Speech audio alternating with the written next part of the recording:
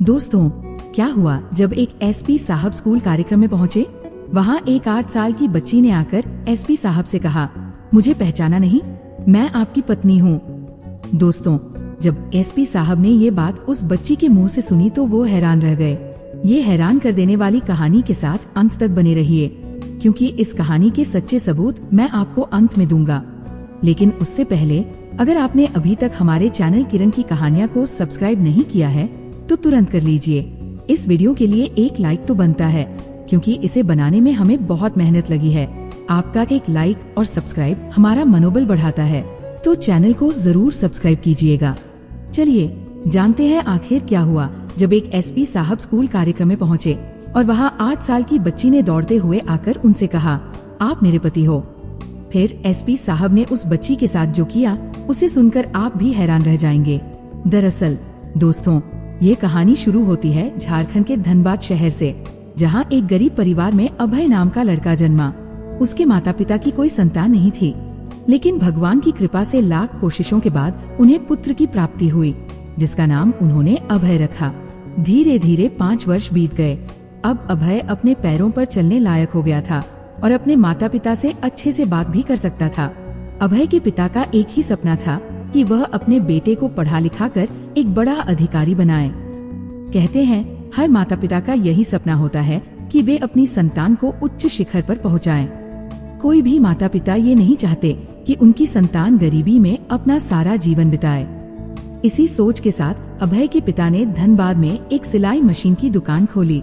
दुकान से जो भी पैसा आता था उसी से वे अपने घर का खर्च चलाते थे। अभय के पिता ने उसे स्कूल में दाखिला दिलवा दिया। अब अभय रोज सुबह स्कूल जाता और छुट्टी होने के बाद पिता के साथ घर लौटता। इसी तरह देखते देखते अभय 18 साल का हो गया और उसके माता पिता बूढ़े हो गए। बुढ़ापे के कारण अभय के पिता ने अपनी दुकान भी बंद कर दी और घर पर ही रहने लगे। एक दिन जब अभय अपने माता पिता के साथ खाना खा रहा था, तभी अचानक उसके पिता की आंखों में आंसू आ गए। अभय ने पूछा, पिताजी क्या हुआ, आप रो क्यों रहे हैं? तब उसके पिता बोले, बेटा, मैंने अपना सारा जीवन मेहनत मजदूरी और गरीबी में बिता दिया। अब मेरी दुकान भी बंद हो गई है और मैंने जो भी पैसा कमाया वो तुम्हारी पढ़ाई में लगा दिया। बेटा, मरने से पहले मेरा एक सपना है जिसे अब तुम्हें ही पूरा करना है। अभय ने पूछा, पिताजी आपका सपना क्या है? मैं उसे पूरा करने के लिए अपनी जान लगा दूंगा। अभय के पिता ने कहा, बेटा, मैं चाहता हूँ कि तुम अच्छे से पढ़ लिख कर एसपी ऑफिसर बनो और लोगों का भला करो, जिससे मेरा नाम गर्व से ऊंचा हो जाए। मैं नहीं चाहता कि तुम भी अपनी जिंदगी सिर्फ मेहनत मजदूरी में बिता दो। जैसे ही अभय ने अपने पिता की ये बात सुनी, उसकी आंखों में भी आंसू आ गए। उसने अपने पिता से वादा किया, पिताजी आप चिंता मत कीजिए, मैं मेहनत करूंगा और सफल होकर आपको दिखाऊंगा। दोस्तों, उसके बाद अभय अपनी लगन और मेहनत के साथ अच्छे से पढ़ाई करता है। अब तो अभय शहर में पढ़ाई करने के लिए चला जाता है। दोस्तों, पूरे 4 महीने अभय शहर में रहकर पढ़ाई करता है और अंत में जब उसकी एसपी ऑफिसर की परीक्षा आती है तो वह उसे अच्छे से पास कर लेता है। इसके बाद अभय एक एसपी ऑफिसर बन जाता है। जैसे ही अभय को ये पता चलता है, उसकी आंखों में आंसू आ जाते हैं। वह तुरंत अपना बैग उठाकर अपने गांव धनबाद पहुंच जाता है और घर जाकर सबसे पहले अपने पिता को बाहों में भरकर रोने लगता है। अभय को रोता देख उसके पिता भी रोने लगते हैं और पूछते हैं, बेटा क्या हुआ, तुम रो क्यों रहे हो? जरा हमें भी बताओ, क्या बात है? अभय अपने पिता से कहता है, पिताजी ये आंसू दुख के नहीं बल्कि खुशी के आंसू हैं। फिर वो आगे कहता है, पिताजी मैंने आपका सपना पूरा कर दिया, मैं एक एसपी ऑफिसर बन गया हूँ। जैसे ही अभय के पिता ने अपने बेटे के मुंह से ये बात सुनी, उन्होंने उसकी पीठ थपथपाई और खुशी से रोने लगे। अब अभय का पूरा परिवार बहुत खुश था। इसके बाद अभय के पिता ने अपने बेटे से कहा, बेटा अब मेरी बात ध्यान से सुनो, तुमने अच्छे से पढ़ लिख कर हमारा नाम रोशन किया है, लेकिन अब तुम्हें हर बेसहारा की मदद करनी है। अपने सामने कभी किसी के साथ गलत मत होने देना। इसके बाद अभय की ड्यूटी लग जाती है। अब वो रोज सुबह होते ही पुलिस की वर्दी पहनकर अपने ऑफिस के लिए निकल जाता था। दोस्तों, एक दिन जिस शहर में अभय की ड्यूटी थी, वहाँ के एक स्कूल में एक कार्यक्रम था। स्कूल के प्रिंसिपल ने एसपी होने के नाते अभय को आमंत्रित किया, इसलिए अभय वहाँ चला जाता है और स्टेज पर लगी कुर्सी पर बैठ जाता है। तभी क्या होता है, एक 8 साल की बच्ची दौड़ती हुई अभय के पास आती है और उसके सामने आकर जोर जोर से रोने लगती है। जैसे ही अभय ने ये देखा तो उसने तुरंत बच्ची के हाथ पकड़कर पूछा, बेटा क्या हुआ? उस बच्ची ने अभय से कहा, तुमने मुझे पहचाना नहीं? मैं तुम्हारी रुक्मिणी हूँ और तुम मेरे पति हो। जैसे ही अभय ने ये सुना वो हैरान रह गया। वहाँ खड़े सभी लोग भी दंग रह गए। इसके बाद अभय ने बच्ची से कहा, बेटा तुम कैसी बातें कर रही हो? तुम अभी 8 साल की हो और मैं 30 साल का हूँ। तुम मेरी पत्नी कैसे हो सकती हो? तभी उस छोटी बच्ची ने कहा, ये हमारा पुनर्जन्म है। पिछले जन्म में तुम्हारा नाम अभय ठाकुर था और मेरा नाम रुक्मिणी। हम दोनों का प्रेम विवाह हुआ था, लेकिन मेरे पिताजी हमारे रिश्ते से खुश नहीं थे।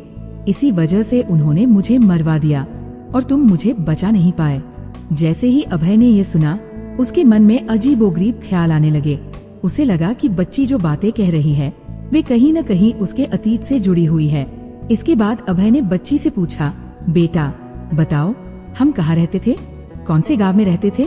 उस छोटी बच्ची ने अभय को सब कुछ बता दिया। इसके बाद अभय थाने जाकर कई फाइलें देखने लगता है। तभी उसे पता चलता है कि आज से ठीक 30 साल पहले एक अभय ठाकुर नाम के युवक की मृत्यु हुई थी, लेकिन सबूत न मिलने की वजह से केस को दबा दिया गया था। जब अभय ने और गहराई से जांच की तो उसे पता चला कि उस युवक को प्रेम विवाह की वजह से मारा गया था।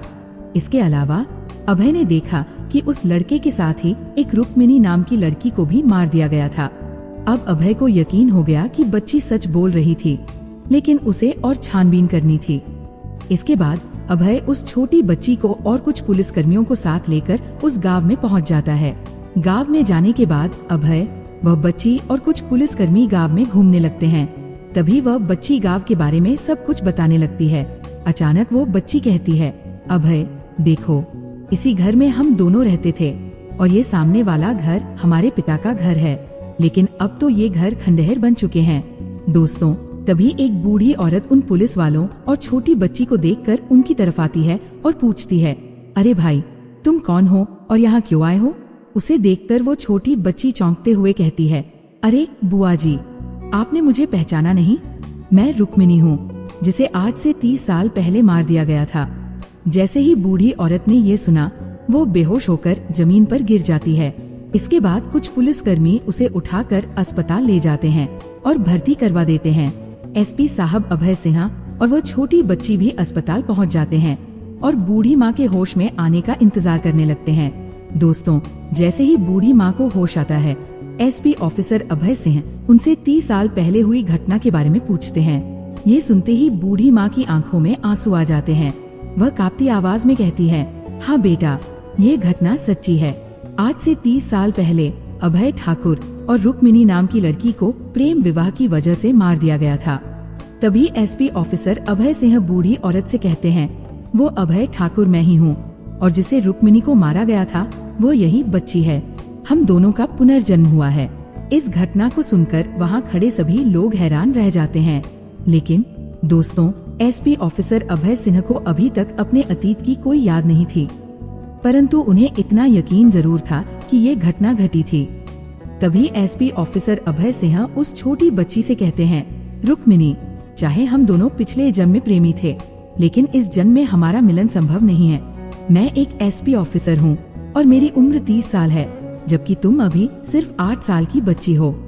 हमारा मेल कभी नहीं होगा, लेकिन हाँ, जब भी तुम्हारा मुझसे बात करने का मन करे तो मिलने के लिए पुलिस स्टेशन आ जाया करना। मैं हमेशा तुम्हारी मदद के लिए तैयार रहूंगा। अब तुम अच्छे से मन लगाकर पढ़ाई करो और अपने भविष्य को संवारो। जो अतीत में हो चुका उसे भूल जाओ। इसके बाद एसपी ऑफिसर अभय सिंह उस छोटी बच्ची को उसके घर छोड़ देते हैं और खुद अपने घर लौट जाते हैं। तो दोस्तों, इस पुनर्जन्म की कहानी के बारे में आपकी क्या राय है? क्या एसपी साहब ने सही किया?